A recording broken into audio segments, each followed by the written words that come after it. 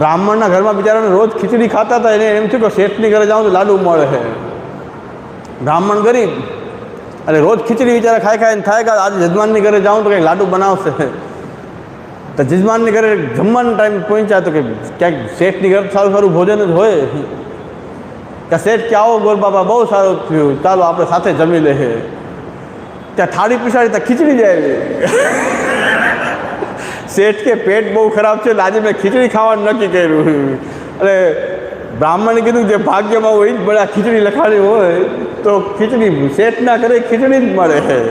અહીં પુષ્ટિ માર્ગમાં મહાપુરુષ જેવા શેઠની ઘરે જન્મ લઈએ, એની ઘરે આવીએ તો બકડિયા ઘસવા જ મળે. ગામના બકડિયા જ ઘસી 2 મણ ખાંડનો હલાવતા હોય મોનતા.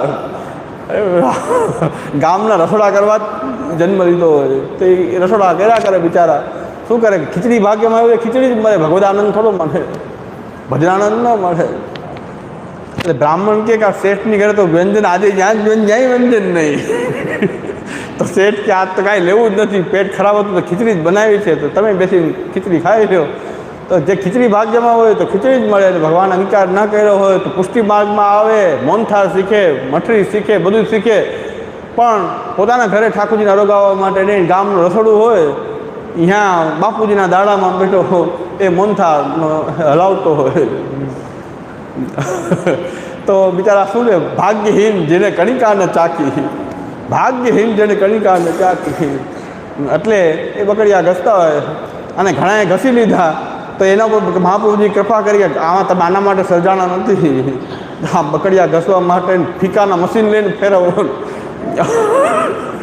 અરે ફીકાના મશીન લઈને આ શું પુષ્ટિ માર્ગમાં એ કંદોઈનો ધંધો છે કે શું છે આ બધું?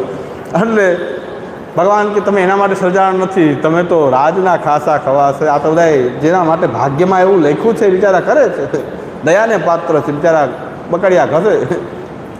એટલે એ દયાને પાત્ર છે.